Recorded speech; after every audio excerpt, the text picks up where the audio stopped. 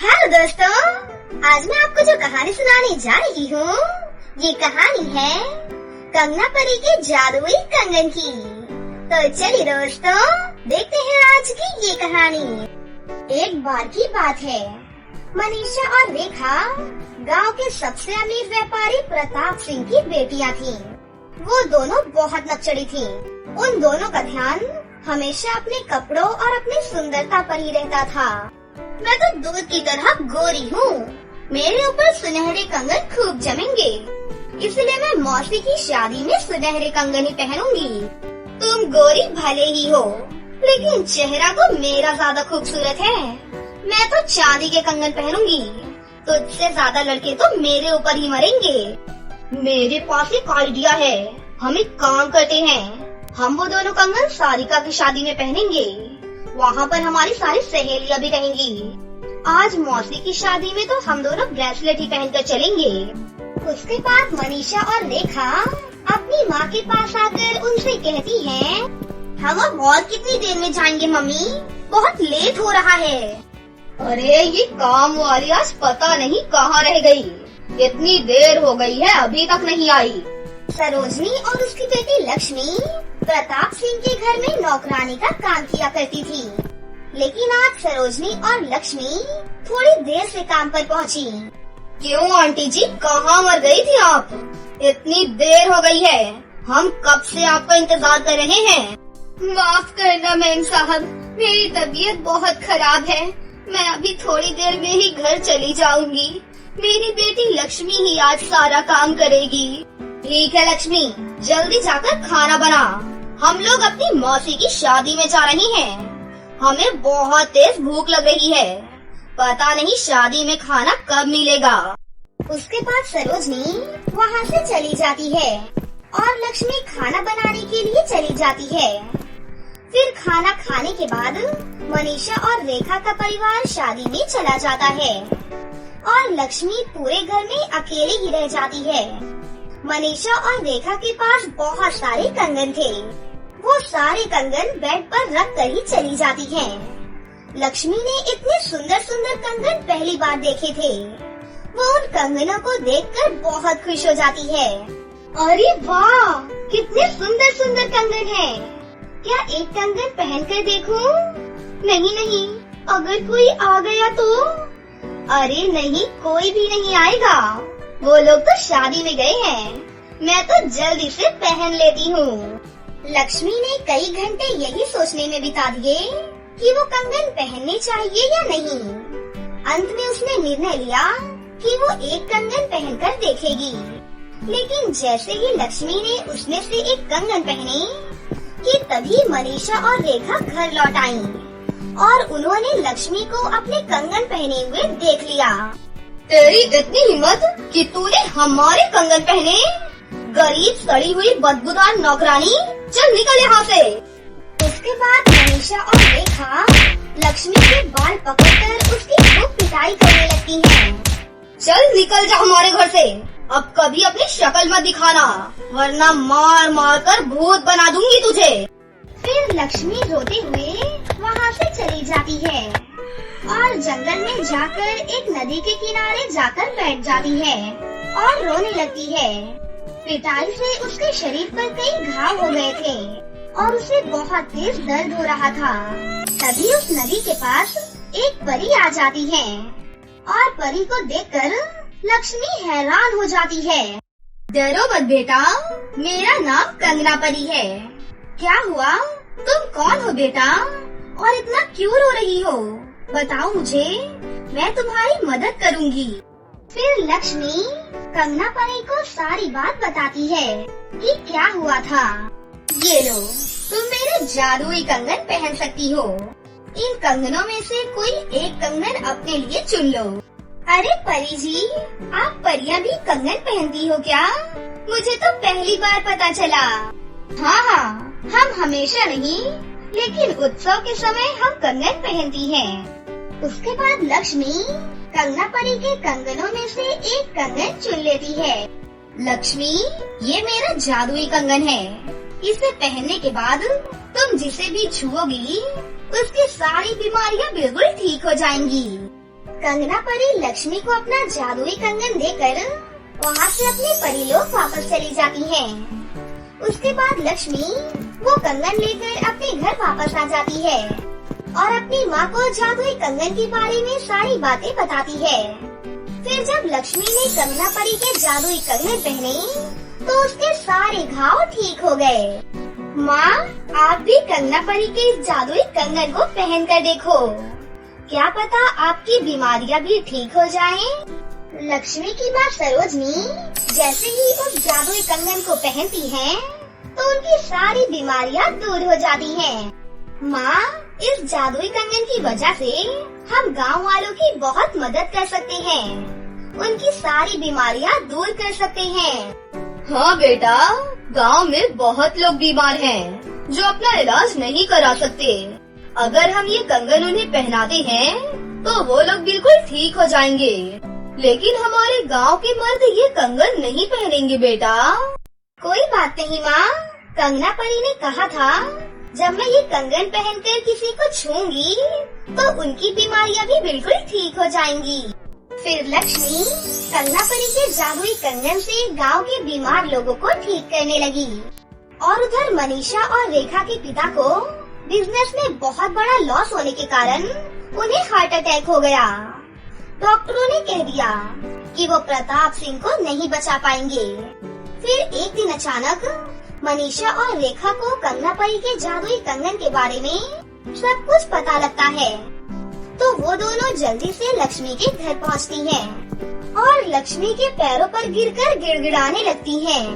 लक्ष्मी, सुना है कि तुम्हारे पास किसी कंगना परी के जादुई कंगन है जिसे पहनकर या तुम किसी को पहनकर छुओगी तो उसकी बीमारियाँ ठीक हो जाती हैं। प्लीज एक दिन के लिए वो जादुई कंगन हमें दे दो। हमारे पापा बहुत बीमार हैं। हमने तुम्हारे साथ जो भी किया हम उस पर बहुत शर्मिंदा हैं। तुम चाहो तो डंडे से हमारी भी पिटाई कर सकती हो, लेकिन प्लीज एक दिन के लिए हमारे घर चलो और हमारे पिताजी को बचा लो ना। नहीं, मैं तुम लोगों के डंडे से पिटाई नहीं करूँगी, लेकिन मैं तुम्हारी मदद जरूर करूँगी। चलो अब जल्दी से तुम्हारे घर चलते हैं। लक्ष्मी का दयालु स्वभाव देखकर मनीषा और रेखा को अपने ऊपर बहुत शर्म आई। फिर लक्ष्मी उनके घर जाकर उनके पिताजी को ठीक कर देती है। मनीषा और रेखा के पिता अब बिल्कुल स्वस्थ हो जाते हैं। लक्ष्मी के कारण आज मेरी जान बच पाई है, इसीलिए मैं अपनी आधी प्रॉपर्टी लक्ष्मी को देकर जाऊंगा। अरे नहीं नहीं अंकल, आप ये क्या कह रहे हैं? मुझे आपकी कोई प्रॉपर्टी नहीं चाहिए। नहीं नहीं लक्ष्मी, तुम मना मत करो। हमने तुम्हारे साथ बहुत बुरा किया है, ये तुम्हारे अच्छे कर्मों का फल है, तुम्हें तो ये लेना ही पड़ेगा। तो इस तरह से लक्ष्मी अपनी दयालुता के कारण बहुत अमीर हो गई। फिर लक्ष्मी कंगना परी के जादुई कंगन से गांव के बीमार लोगों को ठीक करने लगी और खुशी खुशी अपनी माँ और कंगना परी के जादुई कंगन के साथ अपना जीवन बिताने लगी। हीरपुर नाम के एक गाँव में रागिनी और अदिति अपने माता पिता के साथ रहती थीं। उसके पिता शहर में एक बहुत अच्छी कंपनी में काम करते थे। उनके घर में किसी भी प्रकार की कोई कमी नहीं थी। दोनों बहनें शहर के एक अच्छे से स्कूल में पढ़ती थीं। रागिनी दिल की बहुत अच्छी लड़की थी, वहीं अदिति बहुत ही घमंडी और एक मतलबी लड़की थी। उसे हमेशा दिखावा करना बहुत अच्छा लगता था। वो बहुत सारे पैसे स्कूल लेकर जाती थी और सारे पैसे अपने दोस्तों में उड़ा देती थी। एक दिन उसके माता पिता कहीं जा रहे थे, तभी उनकी कार का एक्सीडेंट हो जाता है और उन्हें एम्बुलेंस से हॉस्पिटल लेकर जाया जाता है। जब ये बात दोनों बहनों को पता चलती है तो वो दौड़ी दौड़ी अपने माता पिता से मिलने जाती हैं। उनके पिता की उसी समय मृत्यु हो चुकी थी, लेकिन माँ की अभी आखिरी सांसें चल रही थी। बेटा, हम दोनों अब हमेशा के लिए जा रहे हैं, इसीलिए तुम दोनों बहनें हमेशा साथ रहना। बेटा रागिनी, अदिति अभी बहुत छोटी है, ये तुम्हारी जिम्मेदारी है। तुम उसे माँ की कमी कभी भी महसूस नहीं होने देना। उसका बहुत अच्छे से ध्यान रखना बेटा। इतना कहकर उसकी माँ भी वहीं पर दम तोड़ देती है। कुछ दिनों बाद उनके बचे हुए पैसे भी खत्म हो जाते हैं। अरे अब तो हमारे बचे हुए पैसे भी खत्म हो चुके हैं। अब मैं क्या करूं? दीदी, माँ ने मेरी जिम्मेदारी आपके हाथों में दी है। अब कुछ भी करो, मुझे नहीं पता। मैं ये गरीबों वाली जिंदगी बिल्कुल नहीं जी सकती। आपको तो पता है ना मेरे कितने महंगे और बड़े बड़े शौक हैं। बहन, तू परेशान मत हो, बस अपनी पढ़ाई पर ध्यान दे। मैं कुछ न कुछ काम ढूंढ ही लूंगी। रागिनी हर जगह जाती है, लेकिन उसे कहीं भी काम नहीं मिलता। कुछ दिनों बाद उनके घर का मकान मालिक उनके घर पर आता है और उनसे कहता है, सुनो लड़कियों, जल्दी से मेरा घर खाली कर दो। मेरा घर कोई अनाथ आश्रम नहीं है। तुम्हें 3 महीने हो गए हैं, तुमने अभी तक मेरा किराया नहीं दिया। अंकल जी, हमें इस घर से मत निकालिए अंकल जी। हम दोनों बहनों का इस दुनिया में कोई भी नहीं है। मैं आपके सारे पैसे चुका दूंगी अंकल जी। अपनी बकवास बंद कर। तुम दोनों जल्दी से ये घर खाली कर दो, बस, नहीं तो धक्के मार कर घर से बाहर कर दूंगा। दोनों बहनें रोते रोते अपने गांव चली आती हैं और अपने पुराने घर में रहने लग जाती हैं। रागिनी एक अच्छे स्कूल में अपनी बहन अदिति का एडमिशन करवा देती है और खुद स्कूल नहीं जाती। रागिनी को अपने गांव में नौकरानी का काम मिल जाता है।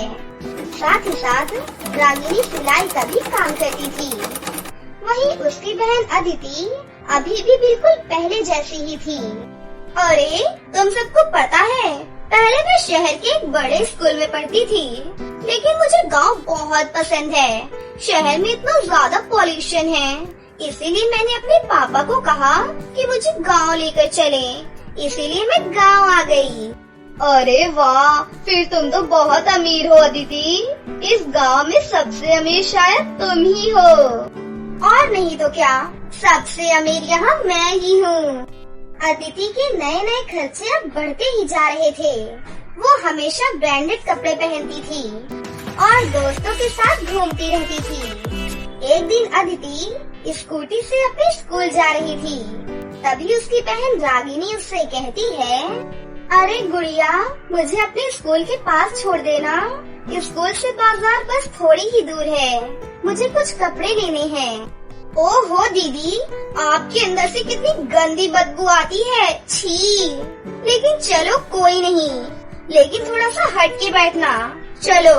दोनों बहनें स्कूटी पर बैठकर चल देती हैं। स्कूल आने पर रागिनी और अदिति स्कूटी से नीचे उतरती हैं। तभी अदिति की सहेलियां उसे देख लेती हैं और उससे पूछने लगती हैं, अरे अदिति, ये स्कूटी पर तुम्हारे साथ कौन है? अरे ये मेरी काम वाली बाई है। इसकी ना थोड़ी तबीयत खराब है आज, इसलिए मैंने यहाँ उतार दिया इसे। वाओ अदिति, तुम कितनी अच्छी लड़की हो। तुम अपने साथ साथ अपने नौकरों का भी कितना ख्याल रखती हो। गुस्से में रागिनी वहाँ से चली जाती है। स्कूल के बाद जब अदिति घर आती है, अदिति, तुम्हें शर्म नहीं आती? अपनी बड़ी बहन को नौकर बोलती हो तुम? ओहो, इसमें शर्म की क्या बात है दीदी? अरे आप नौकर ही तो हो। नौकर को नौकर नहीं बोलूं तो और क्या बोलूं? गुड़िया, मैं तेरे ऊपर कितना खर्चा करती हूँ, तेरी हर जरूरत को पूरा करने की पूरी कोशिश करती हूँ, और तू मेरे साथ इस तरह व्यवहार करती है। हाँ तो कोई एहसान नहीं कर रही हो आप, समझी? ये आपकी जिम्मेदारी है। माँ ने मरते समय ये जिम्मेदारी आपको दी थी। मेरा ख्याल रखना आपकी जिम्मेदारी है। इतना कहकर अदिति वहाँ से चली जाती है। रागिनी दिन रात काम करते करते अब बहुत बीमार हो चुकी थी। अदिति, मुझे हॉस्पिटल लेकर चल बहन, मुझे सांस लेने में बहुत दिक्कत हो रही है। अरे दीदी, खुद चली जाओ ना। मेरे कुछ दोस्त आ रहे हैं, मुझे उनके साथ पार्टी में जाना है। मेरे पास अभी बिल्कुल भी समय नहीं है। इतना कहकर अदिति वहाँ से चली जाती है। रागिनी अकेले ही हॉस्पिटल जाती है। डॉक्टर रागिनी का चेकअप करते हैं और बोलते हैं, बेटा आपको तो कैंसर है, आपके इलाज के लिए बहुत खर्चा आएगा, आप जल्दी से अपना इलाज करवा लो, नहीं तो कुछ अनहोनी हो सकती है।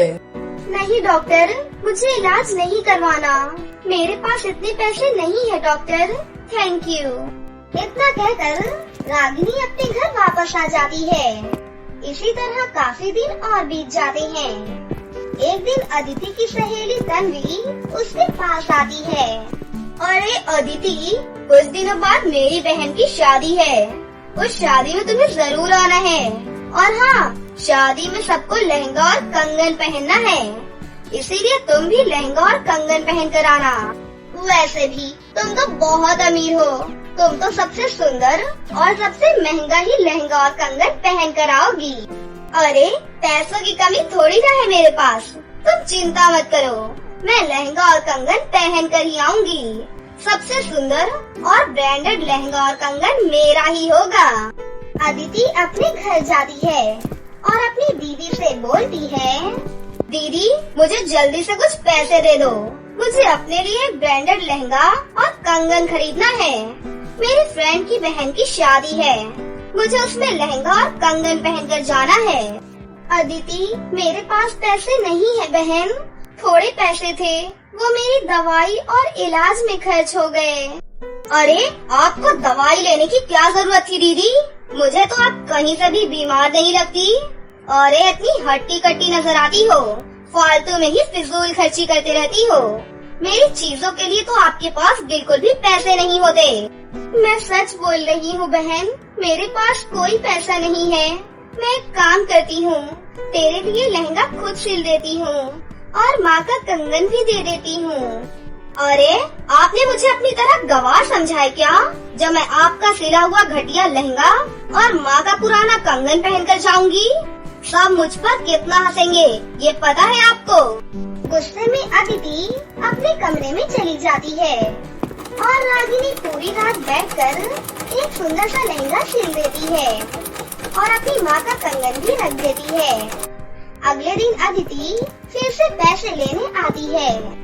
अदिति मेरी बहन, मुझे चक्कर आ रहे हैं, मुझे जल्दी से हॉस्पिटल ले चल बहन। ओहो, ये ड्रामे करना बंद करो और चुपचाप पैसे दो मुझे।